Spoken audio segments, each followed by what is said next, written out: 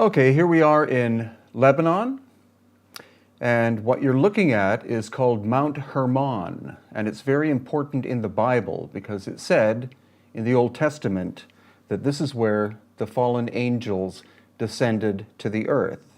But that's not the subject of this presentation. The presentation is actually about a megalithic site called Baalbek in Lebanon, in the Bekaa Valley. So about 3.5 hours drive from Beirut, we find the quarry, which is limestone of Baalbek, and you can see automatically that very large stones have been removed from this limestone quarry. And you can even see the fact that the quarry is very ancient because of the weathering patterns on the stone. Bit more of a close-up, and once again, you see the vertical and horizontal surfaces. Some very large stones were removed and some smaller ones. And according to conventional archaeology and the local guides, this quarry was solely used in the first place by the Romans when they occupied the area. However, what standard archaeology cannot explain is this. This is called the Stone of the Pregnant Woman, and it weighs 1,200 tons. And as we look a little bit closer, you can see that the Stone of the Pregnant Woman is still attached to the bedrock. So something happened at Baalbek in the ancient past, causing work to stop. And that's something that we find here, and we find at other ancient locations, such as in Egypt, Peru, Bolivia, etc. Now here again you see the sense of scale. That is me and Yusuf Awiyan at the far end of the Stone of the Pregnant Woman. And also notice all of the ancient weathering patterns that you see on the surface. This gives you a side view of it. And again, with a number of people that are located on top of it. The quarry is privately owned, and that allows us to examine the Stone of the Pregnant Woman and other aspects of the quarry in quite fine detail. And the actual site of Baalbek, the temples, etc., are located about 1 mile or 1.6 kilometers in the background. So here again, this is just to show you a sense of scale of this massive stone and the quarry that it's located in.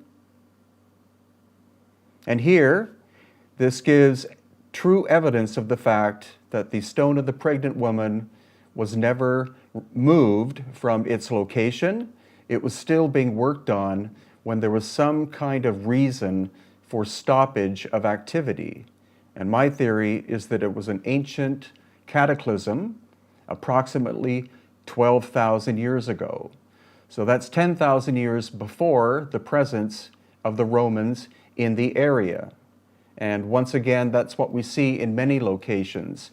Conventional archaeology tells us that it was one culture that did all of the work, but what we see is that the ancient megalithic sites were found by the famous cultures such as the Romans, and they simply utilized the stone that was there and did their own constructions. So this shows you once again that the stone is still attached to the bedrock, and with the people that you see in the picture, this gives you once again a sense of the incredible scale. And here once as well you see the furrowing marks at the bottom, and there is the presence of a crack in the lower surface just above their heads. That crack may have been part of the process of the cutting of the stone, or it may have been a natural flaw that was found, and maybe that's why the Stone of the Pregnant Woman was never completed. And here again, just a general sense of scale. And once again, the great thing about the quarry is that you're allowed complete access to the entire area, and so that allows us to look at the features of such things as the Stone of the Pregnant Woman in very fine detail.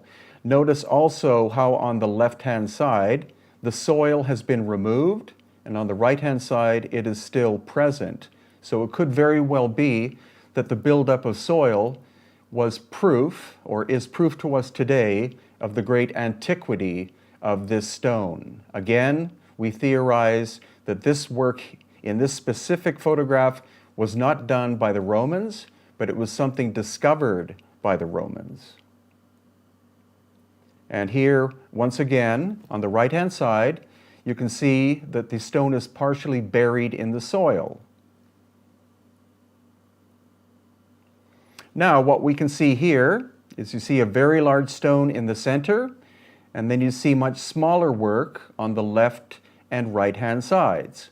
The work on the left and the right is the work of the ancient Romans about 2,000 years ago, but the stone in the center is the original megalithic. So that's what we're looking at. We're looking at the difference between night and day. Quite crude Roman work on the left and right, and the giant scale work of the megalithic builder or builders in the center. And this shows once again the incredible erosion patterns that we see with the megalithic works at the quarry at Baalbek. I doubt very much that this is the result of 2,000 years of weathering, but many, many thousands of years. And here we find, on the other side of the quarry, a stone that was successfully cut from the bedrock and is laying in its present position. It weighs approximately 1,000 tons, and the sections that were taken out that work was done by the Romans. So here again you can see sections on the top were cut out. So the Romans found this 1,000-ton block and decided to remove smaller pieces because that was within their capability as stone cutters.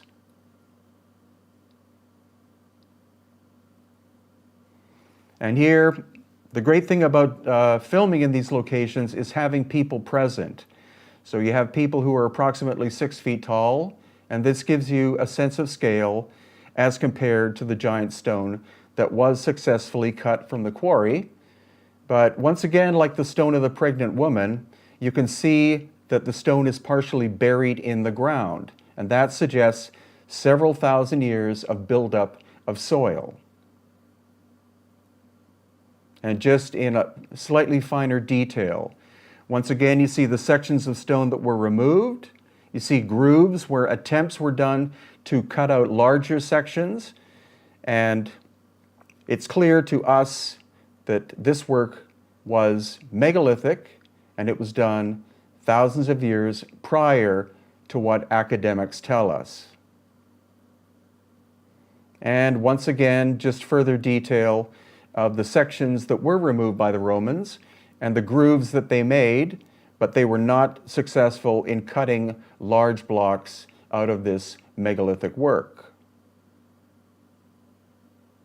And this just to emphasize that. So the actual quarry is quite massive in scale, as you can see. Once again, you have a person in the background that shows you the sense of scale. And the fact is that a large number of huge megalithic blocks were cut from the quarry in Baalbek and were successfully moved to the actual Baalbek temple complex of approximately 1 mile or 1.6 kilometers away. And here we see again quite extensive erosion, but what we'll be able to see when we get to the Baalbek site itself is we will see the actual tool marks. So now we're at the Baalbek temple location, and what we're looking at the bottom is one stone that weighs 1,000 tons and was successfully put into place. And notice the much smaller stones that are above. So what we can see in this picture is, again, that the Romans found this giant block in place, and they used it as a foundation, and then above that, they put smaller stones, not very tightly fitting.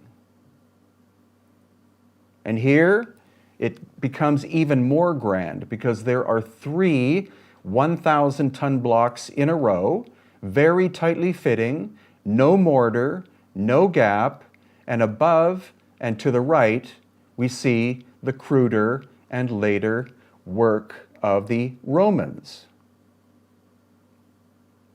And this is just to emphasize that fact.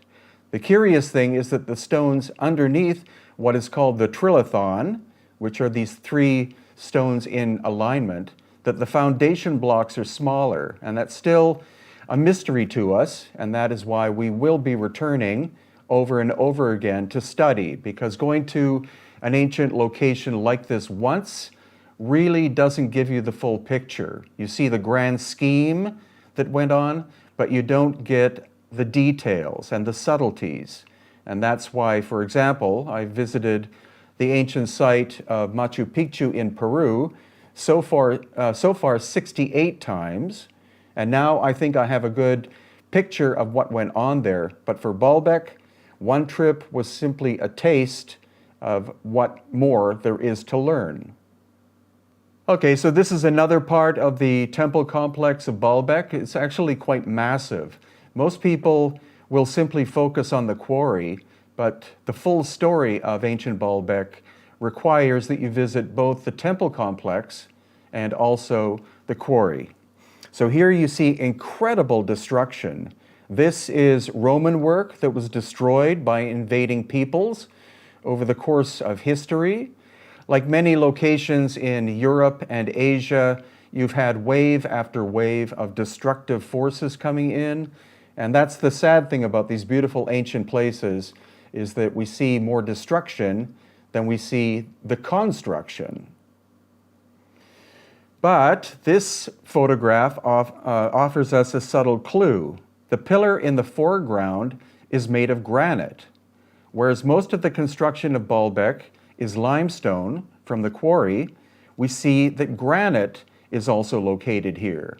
So the question is, where did the granite come from? And luckily we brought a geologist with us from Canada, and she had just been with us in Egypt, so she was able to figure out that the granite of Baalbek was probably from the Aswan quarry located in southern Egypt. And the Aswan quarry is 1,000 miles away. So that's curious, and that's also something that we see in other ancient locations. The stone isn't necessarily from the present locality, but can have been brought from hundreds of miles away.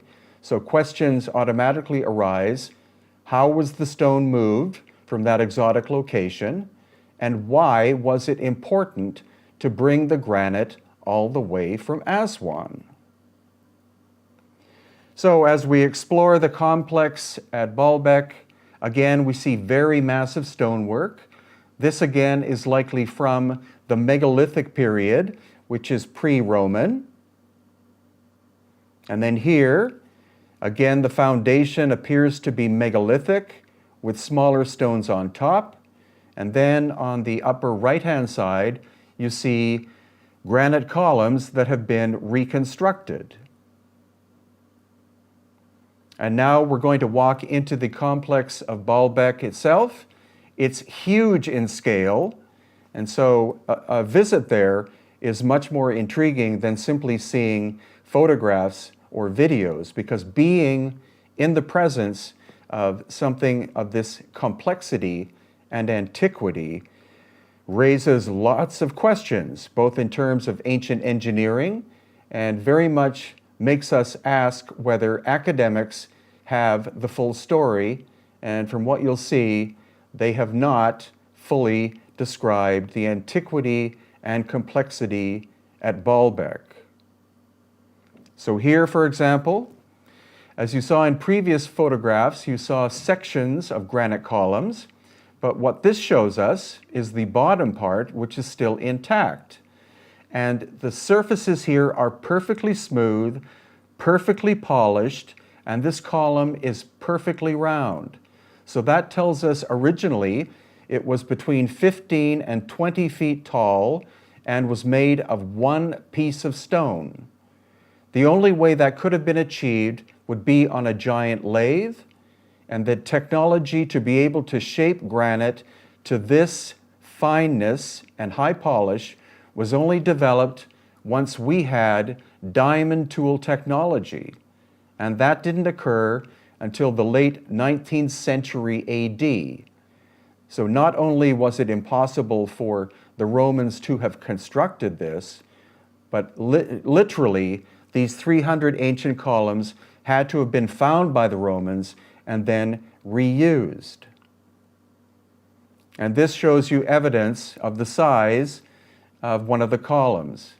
Unfortunately, all of them are found in a state of decay and destruction, once again, because Baalbek was fought over for hundreds, if not thousands of years, especially from the time of the Romans onward into the Middle Ages.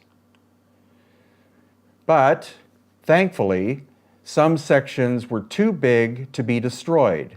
So here we have Yusuf Awiyan walking through part of the megalithic structure. Again, you see blocks weighing at least 50 tons, and then the shattered remains of the destructive forces that invaded Baalbek over the course of time. And once again, just a sense of scale. Baalbek is a huge location, and it requires all day to walk through. So this again shows you quite clear evidence that the columns themselves, all 300 of them in granite, were turned on ancient lathes.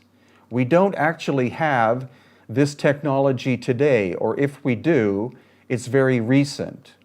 But if you go back 200 years, these could not have been made, and you go back 2,000 years, and there is no way they could have been made by the Romans. And once again, the detail. You see the smooth surfaces, and this indicates lost ancient high technology at Baalbek in Lebanon.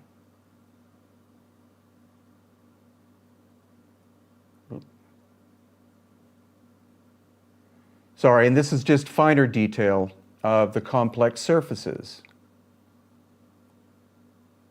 And once again, all of this granite, 300 columns being at least 15 feet, if not 20 feet tall, each was originally one piece of stone. All of them came from Aswan, which is 1,000 miles away. So how many ships would that have taken?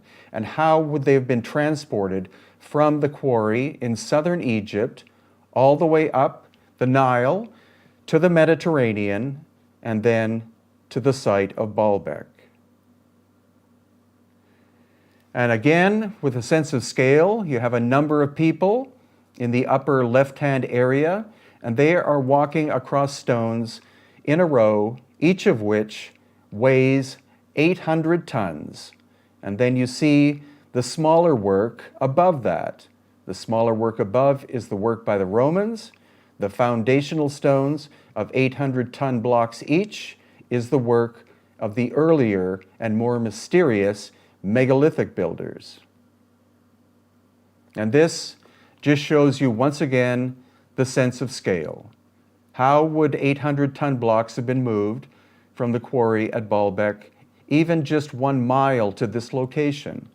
The idea that tree trunks were used is highly unlikely because these blocks would have crushed any wooden roller that was put underneath them. Also, the terrain is not flat, so they would have had to have been pushed up and down hills. And again, just another aspect of Baalbek with the broken granite columns and the Roman work in the background. And this is Roman. This is classic Roman work in limestone. You see the fine detail. And the intriguing thing is that in the megalithic work, we find no art whatsoever. It's all simply shape and form. This is also what we find at other locations, which are megalithic, such as in Egypt. the interior and exterior of the Great Pyramid, we do not see any artwork whatsoever. And so this indicates that the megalithic builders were simply pragmatic. Art meant nothing to them. All they were interested in is scale, form, and function. And this gives you another sense of scale. You see the block on the left-hand side next to the staircase. That block weighs at least 800 tons. The staircase is made of much smaller stones, and the stones above the giant megalithic block are from the Roman period, roughly put into place. And this just emphasizes that, the difference between this 800-ton block and here, the smaller Roman work. And here we have column sections weighing in at least 50 tons apiece, and there Stephen Mailer is pointing to a drill hole. That's a perfectly round drill hole. Could that have been done by the Romans in order to connect the different sections of the columns together? Possibly. But what we see are the surfaces are completely and perfectly flat, almost laser flat. And this just once again re-emphasizes the sense of scale. So of course that's me standing next to a section of a giant column. And this is where it gets fuzzy, because in a lot of cases we'll see profound difference between the megalithic work and the later, in this case, Roman work. But in this case, are the giant sections megalithic, or are they amazing works by the Romans? That I still can't figure out. But this shows you, again, incredibly flat surfaces. We see no errors in the work. Normally the work of human sculptors or stonemasons, you will see errors. You'll see slight indentations or slight protrusions based on the fact that the tool technology they had, which was likely iron or possibly steel, once in a while they would make an error of some kind. But in the case of where I'm looking right now, that surface is as close to perfection as is possible. And then we find mysterious things like this.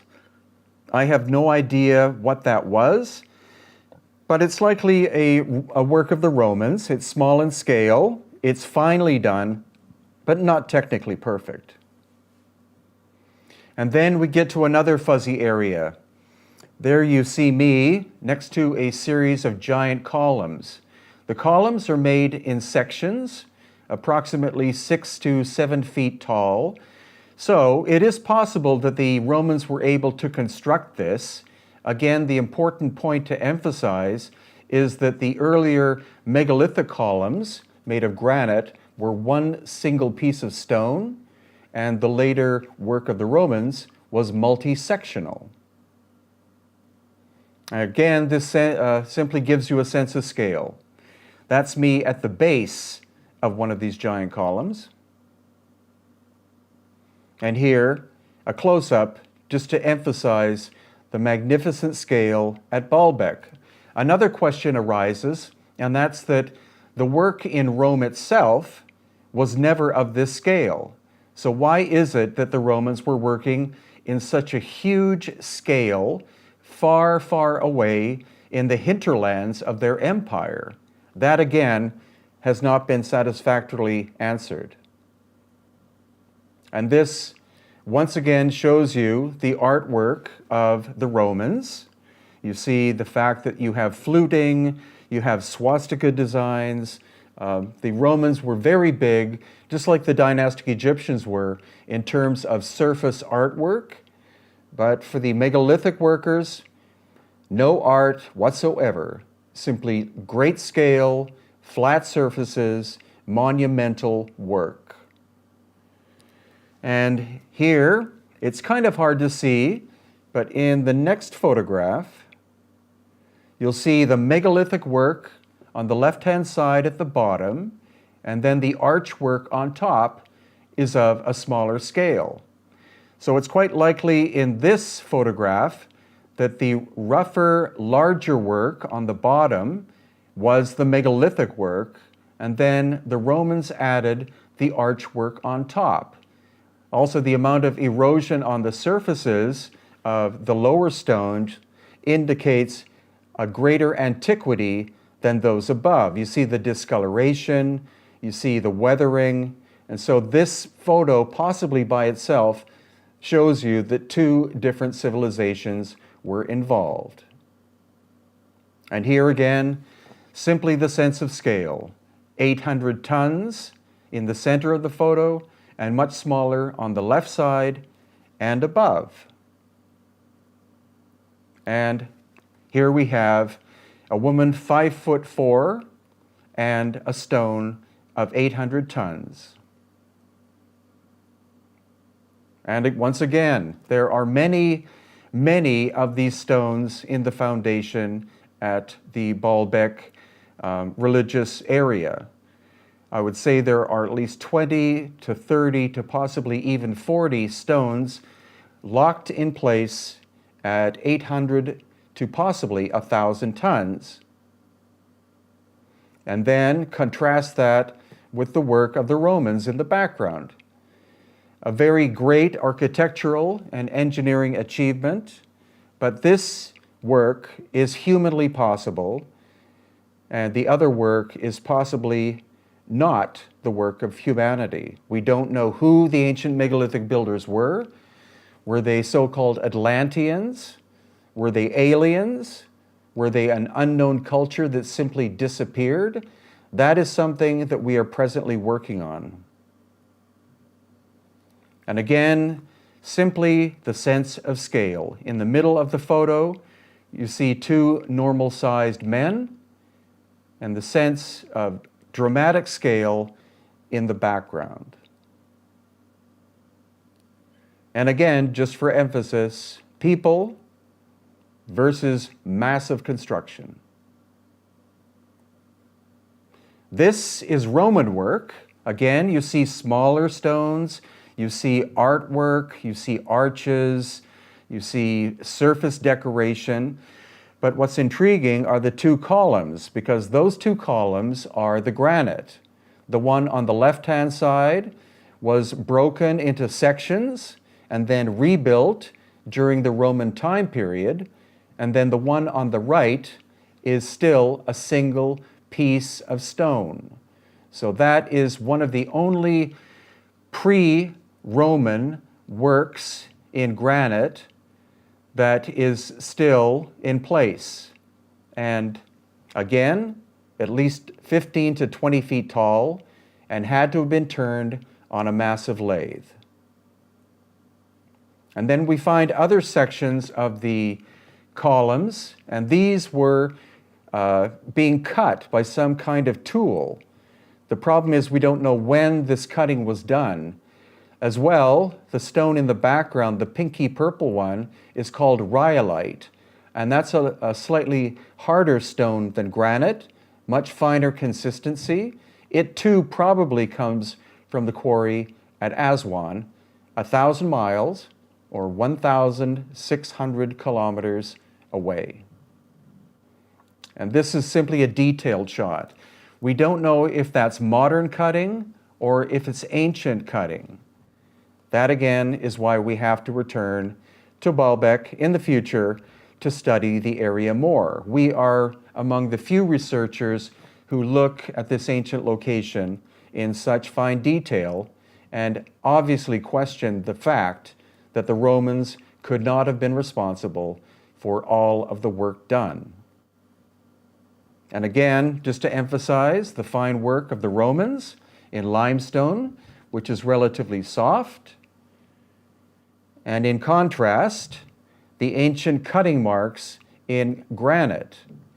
To emphasize hardness, limestone is about 3 to 3.5 in hardness out of 10, with 10 being diamond, and granite is 7 out of 10.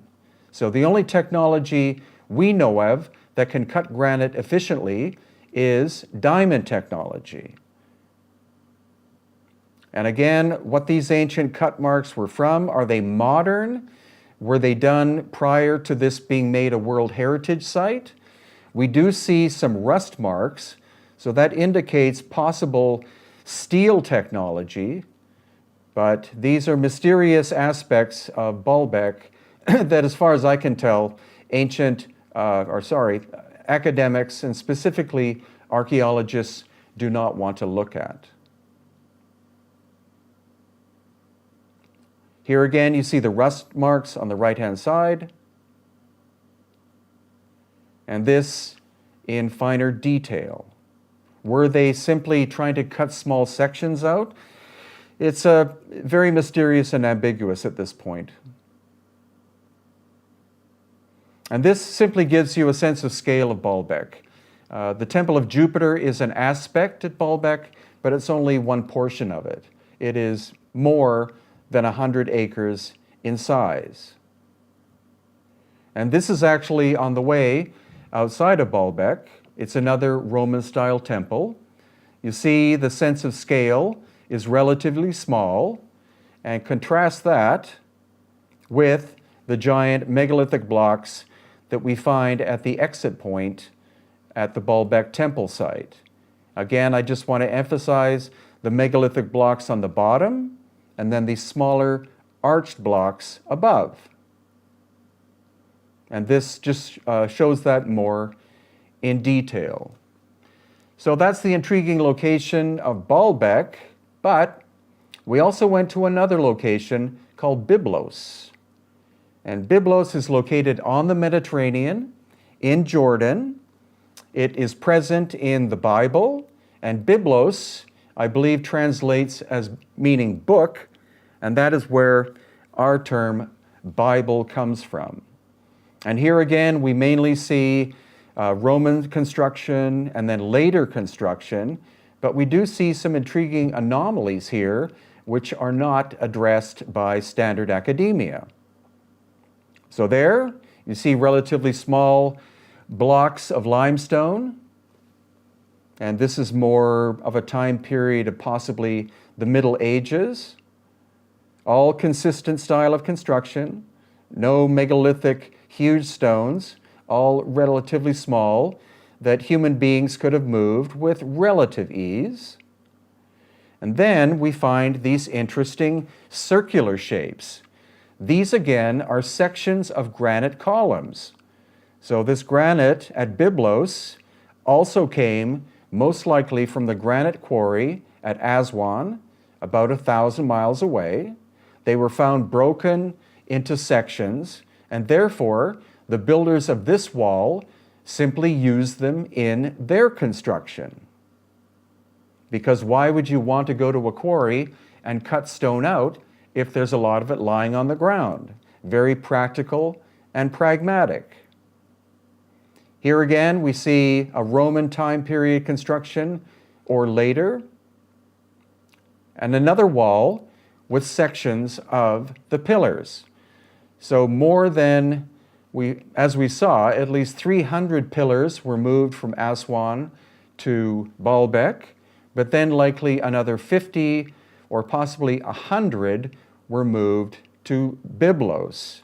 And it is possible that during the time of the construction by the Romans, that these pillars were actually at Baalbek, and they were moved section by section from Baalbek to Byblos to be incorporated into this wall. And here, another Roman time period construction at Byblos. And in the background, you see a solid granite column. In the foreground, you see sections in limestone of a Roman time period column, but the background one is a single solid piece of granite that most likely was brought from Baalbek, and before that was taken from the Aswan quarry. So you see the complexity of these ancient sites and why it's important to visit them and to really use your eyes as much as possible. It's good to read the stories and accounts of the archaeologists and historians, but they actually, I think, refuse to address the inconsistencies that you've been looking at so far in this video. Because here, once again, if we look back, we see a Roman or later construction, and here, sections of granite columns incorporated during the Roman or later time periods into this wall construction. And here again, and here again. And finally, we did find a megalithic section at Byblos. Here you have Yusuf Awiyan, and above his head is a block of limestone which is at least 40 tons. So Byblos as well shows us megalithic work, and so that's why it's going to be important in the future to visit other areas of the Near East and Middle East to see what else there is that we can find that is not properly explained by standard academia.